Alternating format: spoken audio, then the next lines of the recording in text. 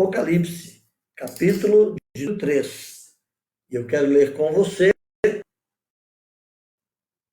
do verso 14 ao 22. Apocalipse, capítulo 3, 14 a 22. Carta à igreja em Laodiceia. Ao anjo da igreja em Laodiceia escreve: estas coisas diz o Amém, a testemunha fiel e verdadeira, o princípio da criação de Deus. Conheço as tuas obras, que nem és frio nem quente, quem dera fosses frio ou quente. Assim, porque és morno, e nem és quente e nem frio, estou a ponto de vomitar-te da minha boca. Pois dizes: estou rico e abastado e não preciso de coisa alguma, e nem sabes que tu és infeliz, sim, miserável, pobre, cego e nu. Aconselho-te que de mim compres ouro refinado pelo fogo para te enriqueceres, vestiduras brancas para te vestires, a fim de que não seja manifesta a vergonha da tua nudez, e colírio para ungires os olhos, a fim de que vejas. Eu repreendo e disciplino a quantos amo.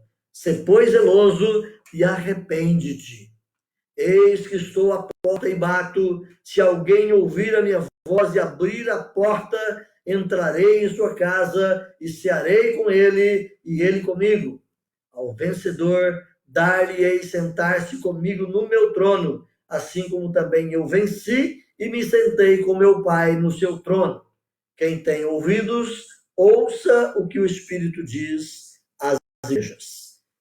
Queridos, estamos já nessa linha de estudar Apocalipse, é o nosso 12º estudo, estamos ainda no capítulo 3, e se Deus permitir, vamos chegar até o capítulo 22 desse texto maravilhoso, às vezes assustador, mas um texto maravilhoso, que é o texto de Apocalipse. Eu pergunto para você, você já foi em regiões de águas quentes? Caldas Novas, ali em Goiás, quem sabe lá perto de Cuiabá tem um local de águas quentes, aqui na região sul de Minas, tem muitos lugares onde você tem águas quentes. É uma delícia, não é mesmo? Você entrar naquelas piscinas naturais, a água morna, gostosa, com sais, com produtos naturais que trazem saúde para a nossa vida, é muito bom você estar numa piscina de água quente. Mas eu pergunto para você de novo, morrendo de sede, a água quente também é uma delícia? Morrendo de sede, essa água morna, com sais e tudo mais, ela faria bem para você? Mataria a sua sede? É nesse tom que Jesus está falando com essa igreja. Nós vamos chegar lá e explicar por que ele fala de morno ou quente. Voltando para o contexto mais amplo de Apocalipse, irmãos, nós falamos que Apocalipse não é um livro escrito para o futuro. Apocalipse não é um livro escrito apenas para desvendar mistérios do futuro. Pelo contrário, Apocalipse é um livro que conta a história da redenção. Ele é praticamente montado em 7 cenas e cada uma das cenas tem a mesma história. Da cruz à glorificação. E volta o cenário e ele conta de novo da cruz à glorificação. Volta o cenário, há um desses cenários que ele não conta da cruz até a glorificação, mas às vezes ele remonta na história de Israel. Outra coisa importante que nós falamos sobre o livro de Apocalipse é que o livro de Apocalipse é um livro estabelecido sobre as bases do Antigo Testamento. Tem mais de 400 citações do Velho Testamento dentro de Apocalipse.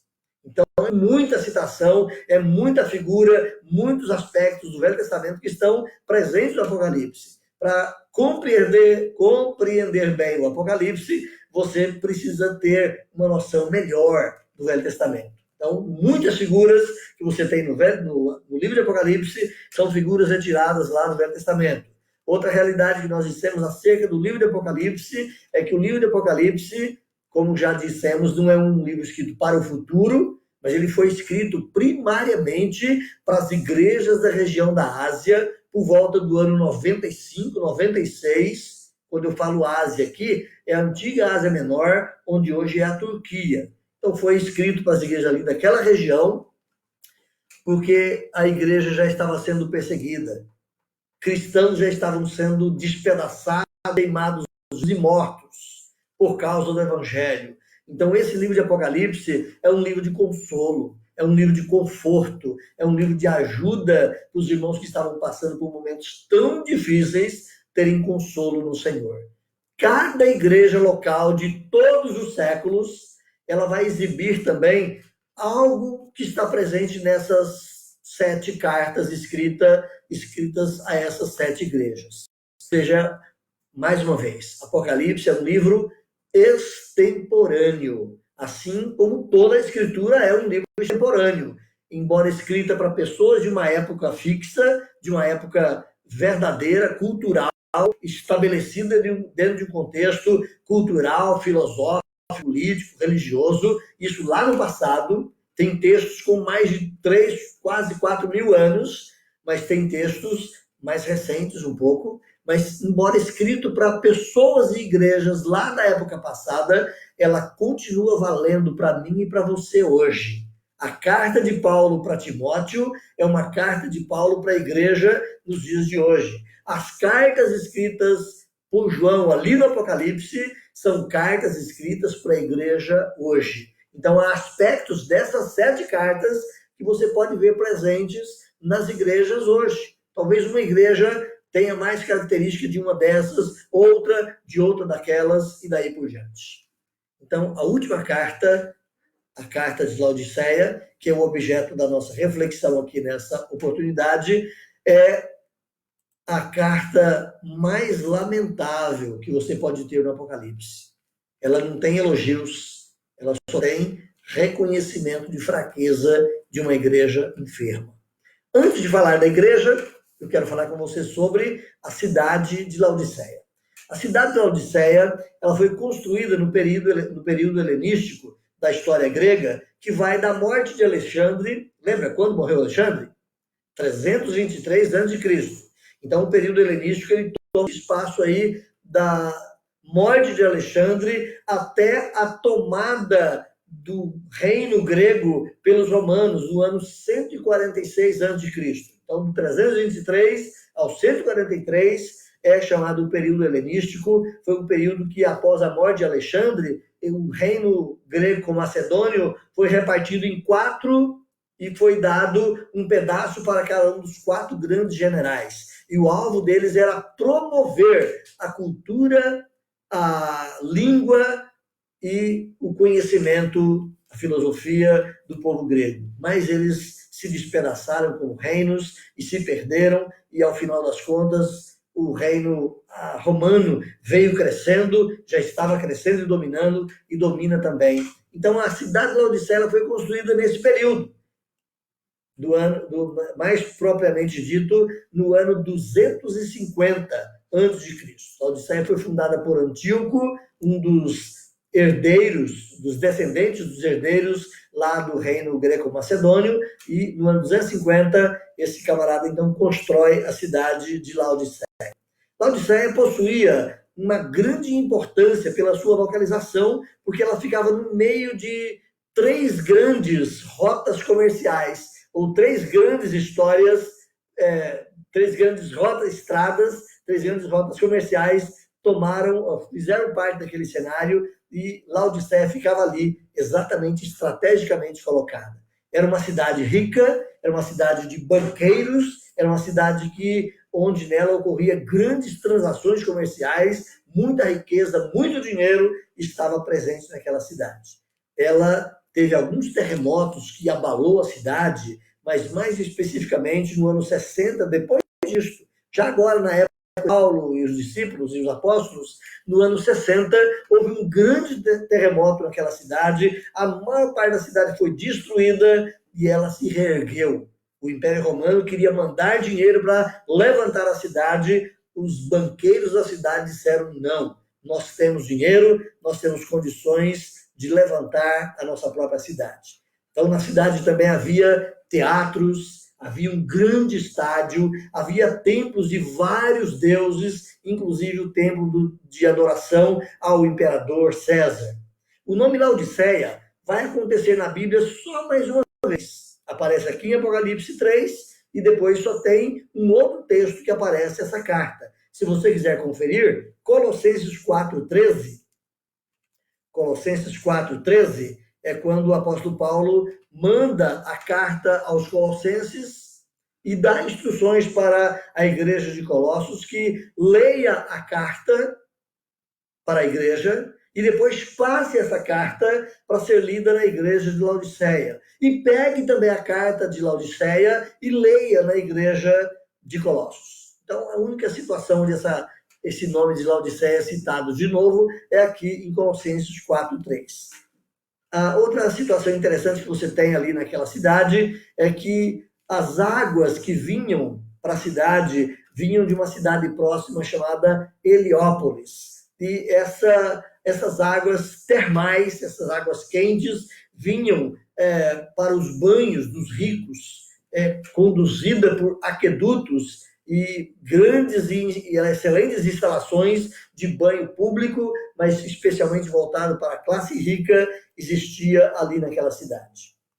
Antíoco o Grande, conhecido como Antíoco III, ele levou cerca de 2.000 famílias judias da Babilônia para essa região, chamada Lídia, Frígia, durante os meados do terceiro século.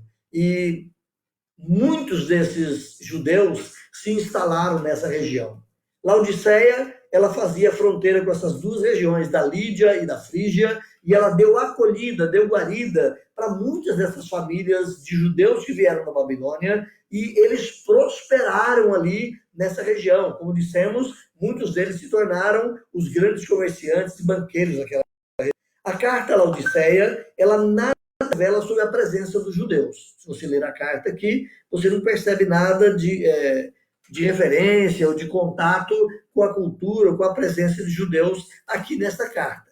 Como você percebe presença de judeus em outras cartas que nós já estudamos. Mas na carta de Laodiceia, você não tem nenhuma citação a judeus. Mas a história paralela à escritura vai mostrar que havia muitos judeus presentes ali nessa cidade.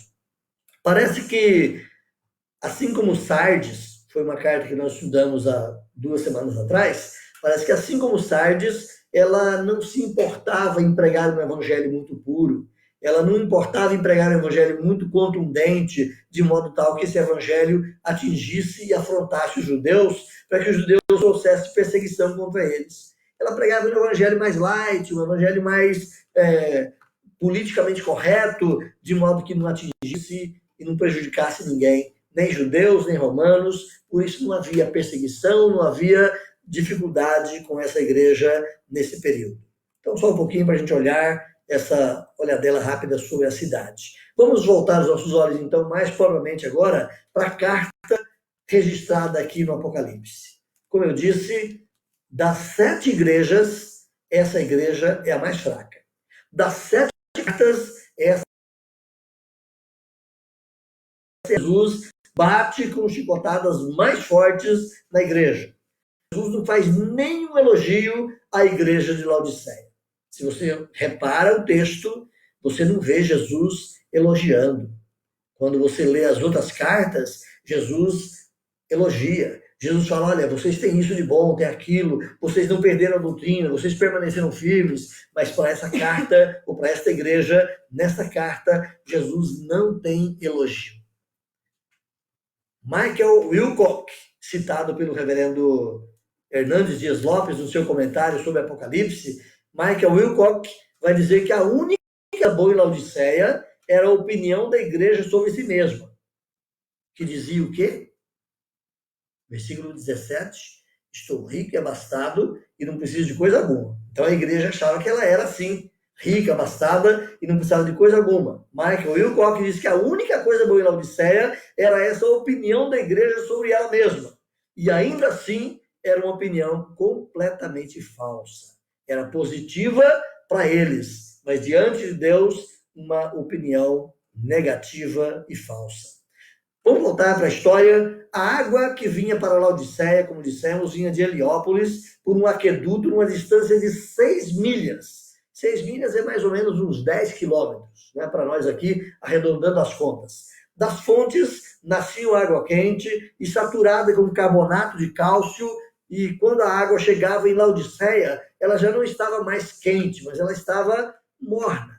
A água morna, ela é medicinalmente boa, ela é saudável para banhos, mas ela é intragável para beber, especialmente porque ela vinha com, como dissemos, com carbonato de cálcio, um tanto salgada, levemente saloba e morna, horrivelmente ela era própria para beber. Então, quem colocava com muita sede essa água morna na boca, de pronto a jogava, vomitava, porque não era uma água saudável e gostosa. Perceba comigo aí no versículo 14, como é que o Senhor Jesus Cristo se apresenta para essa igreja. Olha aí, versículo 14. Lembra, nós estamos no estudo bíblico, então permaneça com a sua Bíblia aberta aí. Olha o versículo 14, como é que Jesus se apresenta. Primeiro ele diz, estas coisas diz o Amém. Por que Jesus é o Amém? Vamos ler todo o versículo. As coisas diz o Amém, a testemunha fiel e verdadeira, o princípio da criação de Deus. É assim que Jesus se apresenta. Se você voltar lá para o capítulo 1, do versículo 12 ao versículo 20, você vai ver ali uma apresentação de Jesus. E essas apresentações que Jesus tem lá no capítulo 1, elas são distribuídas nas 7 cartas. Aqui ele diz que ele é o Amém, a testemunha fiel e verdadeira, ele é o princípio da criação de Deus. No original, a palavra Amém, ela é originária lá do hebraico, ela passa para o grego sem tradução. Do jeito que você fala amém no hebraico, você fala amém no grego, e ela vem para o nosso português também sem tradução. Então, do jeito que você fala amém no hebraico, você fala amém no grego, e você fala amém no português, e você fala amém praticamente em todos os idiomas. É uma palavra que não foi traduzida, mas o sentido da palavra amém, lá no original hebraico, é a ideia de cuidar de algo, é a ideia de construir, é a ideia de solidificar, de algo concreto, certo e correto. Então, quando você está dizendo amém na oração, você está dizendo que seja assim, Senhor, isso é certo. Então, essa é a expressão que tem lá no conteúdo original da palavra, lá no hebraico. Nessa passagem aqui, ela tem a ideia de estabilidade, aquilo que é sólido, aquilo que é certo, aquilo que é imovível. Jesus é o Amém, ele é o sim de Deus, ele é a estabilidade da verdade. Por isso que Jesus fala lá em João 14,6, lembra? Eu sou o caminho, eu sou a verdade, acertou. Eu sabia que você ia falar comigo aí. Eu sou a verdade. Jesus é a verdade. Porque ele é a verdade acerca de Deus. E ele é a verdade na vida e nos feitos dele mesmo, que ele vivenciou e que ele testificou aqui na terra como sendo a verdade de Deus. Lembra que os judeus, especialmente, contrários ao ministério de Jesus Cristo como Messias, eles tentavam pegar Jesus de muitas formas, mas eles nunca conseguiram fazer com que Jesus se contradissesse. Eles nunca conseguiram fazer com que Jesus mentisse, porque Jesus é a verdade. Ele é essa estabilidade, ele é essa firmeza de Deus perante os homens. Esse Deus que não pode mudar. Vamos passar da designação de Jesus Cristo para a continuidade da carta. Eu quero que você observe comigo a queixa que Jesus Cristo tem acerca desta igreja. Olha então do versículo 15 até o versículo 17. Jesus agora está queixando-se contra essa igreja. Olha o versículo 15 a 17. Conheço as tuas obras, que nem és quente, que nem és frio, nem quente. Quem deras fosses frio ou quente. Assim, porque és morno e nem és quente, parte da minha boca. Pois dizes, estou rico e abastado, não preciso de coisa alguma, e nem sabes tu que tu és infeliz. Sim, miserável, pobre, cego e nu. Jesus estava dizendo para aquela igreja que eles não eram aquilo que eles pensavam. Duas queixas eu coloco aqui para a gente refletir brevemente. Queixa número 1. Qual é a queixa número 1? Não és frio nem és quente. Você não é nem frio e nem quente. Jesus estava dizendo aqui, meus irmãos, que a semelhança daquelas águas tépidas, carregadas de cloreto de potássio, que vinham lá de Heliópolis e chegavam ali em Laodiceia já mornas, e se algum viajante tivesse com sede e fosse beber daquela água saloba, meio salgada e morna, ele cuspiria de imediato aquela água, ele vomitaria de pronto aquela água da sua boca. Jesus está dizendo que a semelhança dessa água nojenta e ruim, a igreja também era assim para com Jesus, e ele estava a ponto de vomitá-la. A igreja se amoldara à cidade. Esse é um pecado que nós temos que cuidar para não cometer como igreja ou como indivíduo. Nós estamos no meio de um mundo caído em pecado, mas nós não somos desse mundo. Nós estamos no meio de uma sociedade corrompida e pervertida, mas nós não devemos nos tornar pervertidos e corrompidos como é a sociedade. Nós estamos no meio de um mundo podre e doente, mas nós temos que nos manter vivos e sadios. A igreja aqui de Laodiceia, ela se amoldou à sociedade. Ela dançava conforme a música, como diz o ditado popular dos nossos dias. Ela tomou a forma do mundo como uma água toma a forma do vaso que a contém. Não é mesmo? Então a igreja não pode fazer isso. Mais uma vez eu me reporto lá em Romanos capítulo 12, você lembra do texto muito bem, né? Romanos capítulo 12, versículo 2. E não vos conformeis com este século. A palavra conformar ali é justamente essa mesma ideia de não vos amoldeis. Não tomem o molde, não tomem a forma deste século. Não se conforme com este século. No sentido de você agir como o nosso século age. Século é o ritmo de vida, é o tempo de vida no qual nós estamos inseridos. Então, igreja, não tome a forma deste mundo. Vocês são diferentes. Não só a igreja como instituição, como denominação religiosa, mas especialmente igreja como povo de Deus. Devemos ser diferentes. Então, a queixa número 1 é exatamente essa. Você não é frio e nem quente. Você me enoja. Para os irmãos que entraram um pouquinho depois, já tinha começado o nosso culto, nós lemos o texto lá de Isaías capítulo 1, embora tenhamos lido ali apenas 3 versículos para mostrar a pecaminosidade lá do povo de Isaías, dos dias de Isaías, mas se continuássemos lendo aquele texto, nós perceberíamos que Deus também ia dizer isso para Israel.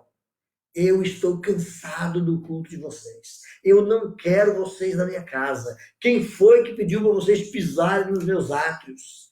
Deus vai de encontro, batendo duro contra o povo dos dias de Isaías, porque o povo dos dias de Isaías também havia tomado a forma de um mundo paganizado. Nós não devemos tomar. Então, essa é a primeira queixa de Jesus. A igreja tomou a forma do mundo e eu estou a ponto de vomitá-la da minha boca. Queixa número 2. Queixa número 2, versículo 17. O que a igreja dizia de si mesma? Estou rico e abastado, não preciso de coisa alguma. Lembra que eu falei que houve um terremoto muito grande no ano 60, mais ou menos 30 anos antes dessa carta, um terremoto muito grande que abalou e destruiu praticamente Laodiceia. E o Império Romano colocou os cofres do governo para reconstruir Laodiceia, e os banqueiros, os senhores do poder de Laodiceia disseram, não, nós não precisamos da ajuda de fora, não precisamos de ninguém, nós somos autossuficientes e nós construiremos Laodiceia. A igreja tomou essa forma. Eu sou rico e abastado e não preciso de coisa nenhuma. Nós estamos bem. Gente, essa era a postura daquela igreja, uma igreja ensimesmada, uma igreja que arrotava poder, uma igreja que donava a grandeza. Mas a igreja não pode ser assim. Por mais que a sua igreja possa ser bem localizada, de repente você está numa grande cidade ou numa cidade próspera e a sua igreja vai muito bem financeiramente, obrigado. Tem lá, quem sabe, grandes sojicultores, tem lá, quem sabe, grandes empresários, médicos, doutores, grandes advogados. A igreja tem uma arrecadação muito forte, muito boa, mas ela jamais pode pensar, eu estou rica e não preciso de nada. Porque a riqueza material não é tudo o que nós precisamos. Pelo contrário, nós precisamos doar, desfazer da nossa riqueza no sentido de socorrer, de ajudar, de pregar o evangelho, de plantar missões, de ajudar outros lugares que têm menos. Quantas igrejinhas nossas, Brasil afora, passam apertado? Quantas igrejas nossas não têm condição de ter pastores? Quantas igrejas nossas não têm sequer um tempo para adoração? E igrejas grandes e ricas, em grandes centros, quem sabe, arrotando a mesma fala dessa igreja aqui de Laodiceia. Estou rico e abastado e não precisamos de nada. Nós somos capazes de nos manter. Então, o texto aqui vai dizer que Jesus reclama e queixa-se dessa atitude de soberba. Estou rico e abastado. Pensas que você tem estabilidade? Jesus está colocando para eles aqui no verso 17. Você pensa que é alguma coisa? Mas você não sabe que você não é nada. Diz Jesus aí, você não sabe que você é infeliz. Sim, você é pobre, é cego, é nu. Você não tem aquilo que você pensa ter. Então, meus irmãos, algumas realidades da igreja de Laodiceia. Dissemos que a cidade era um grande centro bancário e muitas riquezas estavam reunidas nessa cidade, por isso seus habitantes eram arrogantes, orgulhosos, independentes, mas eram pobres espiritualmente. É aqui que Jesus diz para eles, vocês pensam que são, mas vocês não são. Segunda observação, quanto à cidade e à igreja de Laodiceia, essa cidade era uma produtora de lã, uma lã escura, acetinada, uma lã específica, propriamente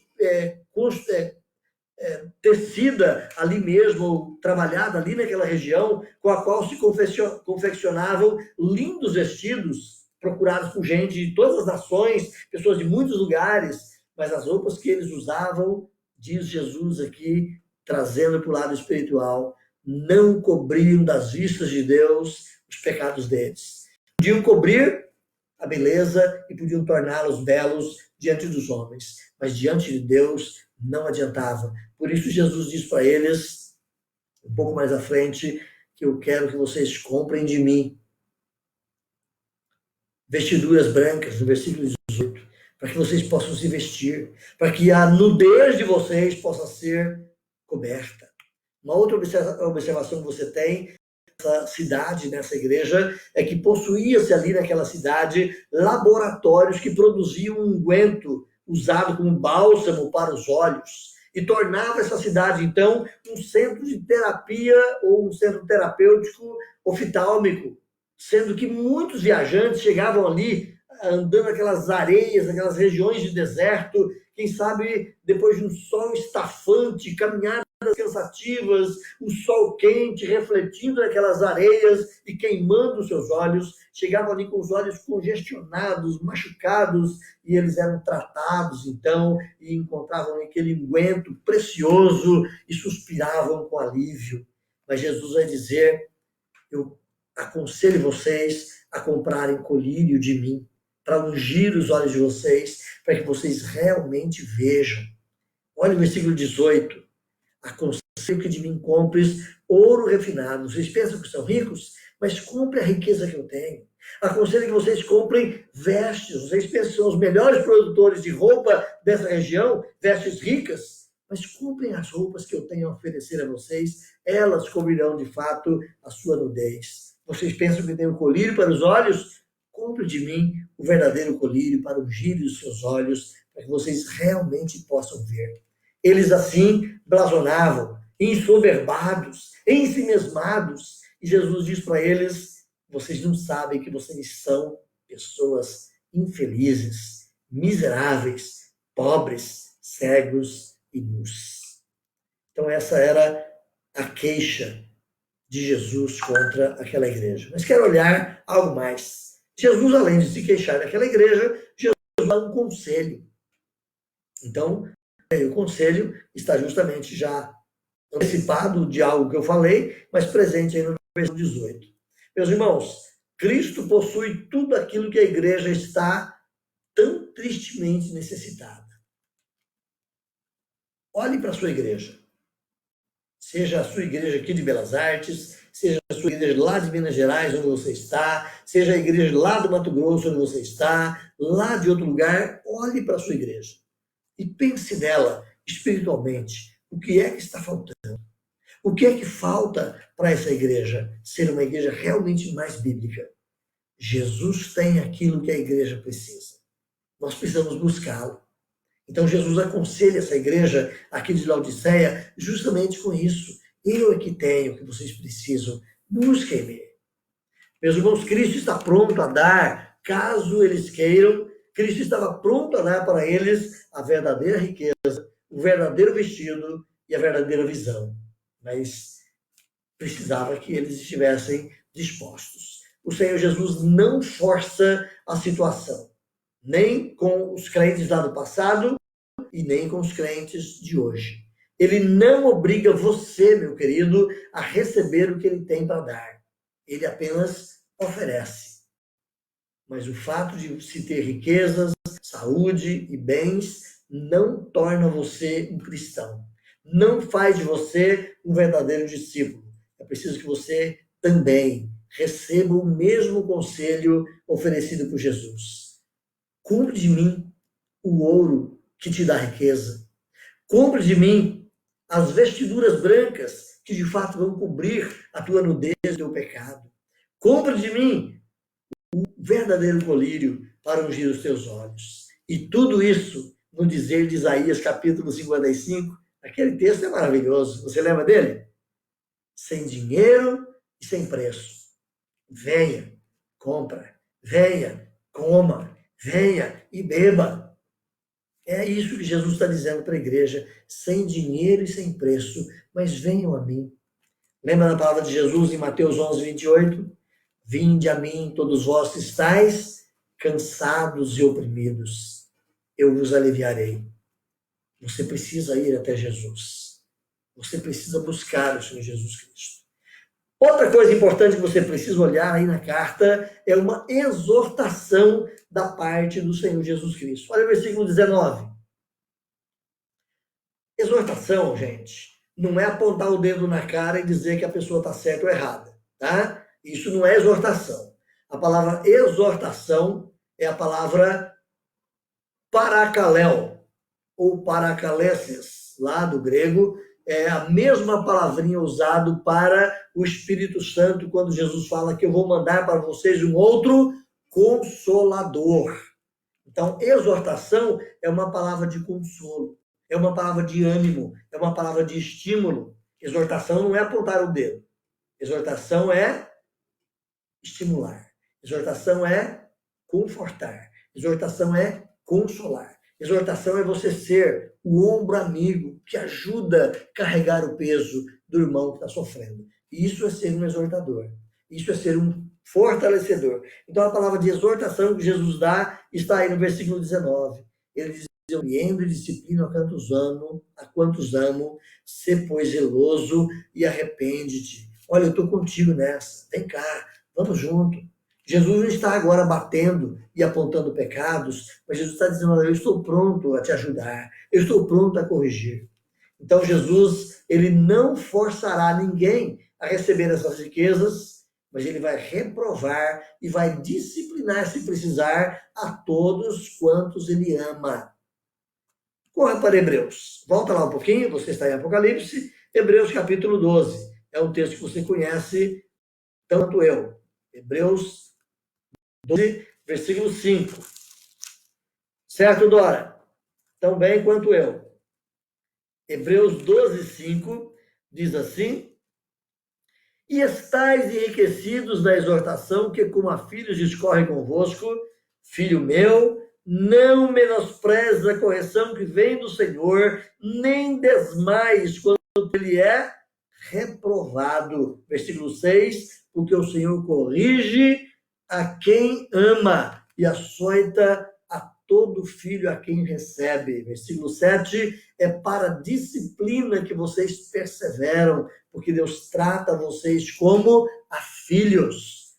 Deus nos disciplina, meus irmãos, porque Ele nos ama. Deus corrige-nos, muitas vezes, dando umas boas chineladas, é porque Ele nos ama. O amor trata com disciplina. O amor não deixa as rédeas soltas, mas o amor disciplina. Quem ama, educa, e quem ama, disciplina. Quem ama, se preciso for, dá umas varadinhas. Não para espancar, não para machucar, e Deus faz assim conosco. Como Deus é amor, e o amor exige juízo, não se pode dizer que o juízo é uma extrapolação do poder de Deus, mas que o juízo divino é um dedo da mão amorosa de Deus. Então, já que Deus é amor, já que o amor exige juízo, então o juízo é um dedo da mão de Deus para trazer os seus filhos mais para perto. Deus sendo Pai amoroso, diz o texto lá de Hebreus, Deus sendo Pai amoroso, Ele disciplina os seus filhos quando eles se rebelam. E é isso que Jesus diz aqui, Apocalipse 4, verso 19. Eu repreendo e disciplino. Então vocês não queiram cair na disciplina, arrependam-se. Olha o que Jesus fala para eles com amor. Sê, pois, zeloso e arrepende-te. Você, olhe os seus caminhos, volta. É o mesmo convite amoroso que ele fez lá para a igreja de Éfeso, no capítulo 2, versículos 5, 6. Arrepende-te e volta. Ele é esse Deus amoroso na nossa vida. Outra coisa que eu quero trazer com você aqui é um conselho. Depois de exortar, Jesus agora dá um conselho. Olha o versículo 20. Eis que estou à porta e bato. Se alguém ouvir a minha voz e abrir a porta, entrarei em sua casa e cearei com ele e ele comigo. Deixa eu fazer uma corrigenda rápida aqui. Nós, muitas vezes, como igreja, quando eu falo nós, não é a sua igreja ou o seu pastor, mas a igreja ampla no mundo aí, muitas vezes ela usa esse versículo como porta de acesso ao evangelismo. Apocalipse 3:20. Às vezes a igreja usa esse texto como uma porta de acesso ao evangelismo. Olha, Jesus está na porta do chão, batendo, esperando, ele quer que você abra a porta. Meus irmãos, Jesus não é mendigo no coração de ninguém. Jesus não está batendo a porta do coração de ninguém para que essa pessoa o receba. Não. Aqui Jesus está falando é com a igreja. Não é com o incrédulo. Jesus não pede coração de nenhum incrédulo para ele. Quando Jesus quer converter alguém, ele vai lá e converte. Ele entra e muda esse coração. A conversão não é algo que o homem promove. A conversão é uma obra de Deus, monérgica de Deus na vida do homem. Então, voltando aqui, Jesus está oferecendo esse conselho para quem já era convertido. Jesus está dizendo isso para quem já era igreja. Versículo 20. Eis que estou à porta e bato. É como se aquela igreja rica, opulenta, cheia de poderes, vivesse de tal maneira que nem sequer precisasse de Jesus. Jesus está do lado de fora. E agora Jesus quer ter comunhão com essa igreja. Ele fala, olha, eu estou aqui do lado de fora, eu quero ter comunhão com vocês. Abram a porta. E eu quero entrar, eu quero fazer parte da vida de vocês. A igreja de Laodiceia tinha tudo, menos comunhão com Jesus. Porque ele permanecia lá do lado de fora, batendo a porta, pedindo a entrada, para que aquela igreja abrisse a porta. Se a igreja ouvisse o pedido e abrisse a porta, o que aconteceria? Jesus fala, eu entrarei em sua casa e cearei com ele e ele comigo. Ele teria com essa igreja uma comunhão profunda. O que vemos muitas vezes, meus irmãos, é assim também. Igrejas que acham que já são e já têm de tudo, mas deixam Jesus de fora, deixam Jesus de lado. O que vencer a mornidão com entusiasmo, esse vai obter intimidade com o Senhor. Esse vai ter comunhão com o Senhor. Lembre-se bem que a ideia de comunhão, de sentar numa mesa e comer juntos, é uma coisa de intimidade. Por exemplo, você não sairia na sua casa e agora na rua e chamaria qualquer pessoa que você está vendo na rua: ei, vem cá, tem um banquete farto e gostoso, vem comer comigo. Você não faz isso. Não. Você convida o pastor da sua igreja, você convida a irmã da SAF, você convida uma pessoa querida. É intimidade. Comer junto é intimidade. Jesus está chamando aquela igreja para que haja uma ceia farta, uma intimidade profunda com aquela igreja. Então, o que vencer? Jesus fala, aquele que vencer a mornidão, aquele que vencer essa letargia, esse marasmo espiritual de vocês, vai ter intimidade comigo. Dá uma corridinha rápida comigo, lá no Salmo 25, 14. Salmo 25, 14. O texto de Salmo 25, 14, você conhece ele muito bem. O texto vai dizer assim para você: a intimidade do Senhor é para os que o temem.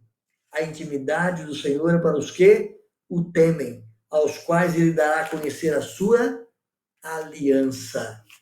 Eu volto na palavrinha lá do Salmo 25, 14. O que é temer? Intimidade é para aqueles que o temem.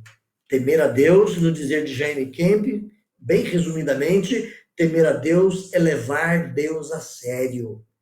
Temer a Deus é ter, de fato, Deus com seriedade, com entusiasmo, com amor no coração. É isso que Jesus está dizendo, se alguém abrir a porta, deixar de lado esse marasmo, deixar de lado essa mornidão, eu vou ter comunhão, intimidade com vocês, porque o verdadeiro temor estará aí. Mas vamos caminhando para o final. Versículo 21. Tem promessa da parte de Jesus para essa igreja. Olha a promessa, versículo 21. Ao vencedor, dar-lhe sentar-se comigo no meu trono, assim como também eu venci e me sentei com o meu Pai no seu trono. Versículo 21 é uma promessa maravilhosa de Jesus. Mas eu quero voltar aqui na expressão ao vencedor. Geralmente a gente lê esse versículo aqui e pensa que é lá no fim da estrada, lá no fim da vida, lá na finalização dos séculos, é que Jesus foi o vencedor. É uma tradução fraca, infelizmente, que nós temos para o português, porque lá no grego a palavra vencedor aqui é um particípio. E é um particípio presente. Um particípio presente lá no grego tem a ideia de uma atitude em continuidade. Então a gente poderia traduzir assim: aquele que está vencendo, aquele que tem vencido e continua vencendo. Essa talvez fosse a melhor expressão. Aquele que tem vencido e continua vencendo. A esse, ele vai sentar-se comigo. Então, a promessa não é para o futuro, a promessa é para agora. Você tem vencido e continua vencendo? Então você é esse vencedor que Jesus Cristo fala. Aquele que já tem vencido a letargia, já tem vencido a mornidão, já tem vencido o pecado e continua vencendo. Percebe? É uma luta contínua, é um vencer contínuo na vida cristã. A esse que está nessa atitude de vencer e de continuar vencendo, é a esse que Jesus promete: eu vou dar a ele o direito de sentar-se comigo no trono. No grande privilégio de sentar no trono com Jesus, meus irmãos, nós temos aqui uma mensagem de conteúdo simbólico, tá bom? Porque você não vai ter um trono lá no céu para ficar sentado, e muito menos Jesus tem um trono tão grande que caiba todo mundo sentado junto com ele no mesmo trono. Não é porque ele fala: eu vou dar a ele o direito de sentar-se comigo. Todos os que estarão na vida eterna são os vencedores. Estarão todos sentados com Jesus no mesmo trono, né? Então essa é uma expressão simbólica. É um texto que tem uma ideia mais de símbolo do que de literalidade. Tanto simbólico é o sentido aqui, que se faz inútil, então, nós perguntarmos quão grande é esse trono de Jesus que pode acomodar todos os seguidores de Cristo ao mesmo tempo. Não é mesmo? Seria inconcebível a gente pensar num trono tão grande, onde todos os vencedores com Jesus estivessem lá sentados com ele. Mas qual é a ideia, então, de sentar no trono com Jesus? Lembra de Mateus 19, 28? Vamos lá, então? Já que você não lembra, vamos lá. Mateus 19, verso 28. Mateus 19, verso 28. Jesus respondeu quando alguém queria que desse o direito de sentar-se no trono, estar lá no reino dos céus. Jesus respondeu dizendo: em verdade vos digo que vós, os que exististes, quando na regeneração o Filho do Homem se assentar no trono da sua glória, também vós sentareis em 12 tronos, para julgar as 12 tribos de Israel. Essa palavra aqui, a gente pensa que cada um dos apóstolos vai ter lá no céu um trono. Essa palavra aqui é uma palavra dada para a igreja.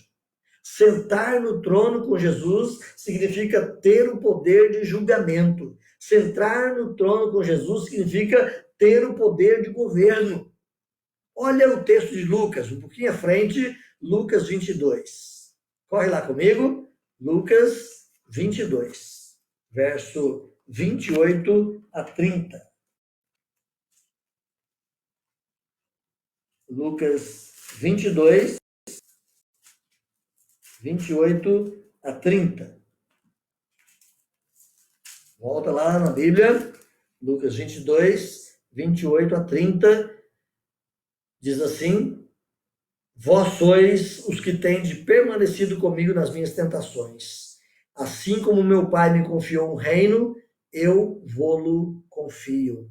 Ou seja, os vencedores com Jesus são aqueles que estarão reinando com Jesus. O que está envolvido nessa figura, nessa ideia figurada de sentar-se no trono com Jesus Cristo aqui, não é uma ideia literal de sentar num trono, literalmente, mas de você participar do governo de Cristo.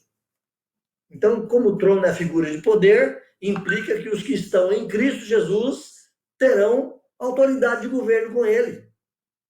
É isso que o texto está dizendo.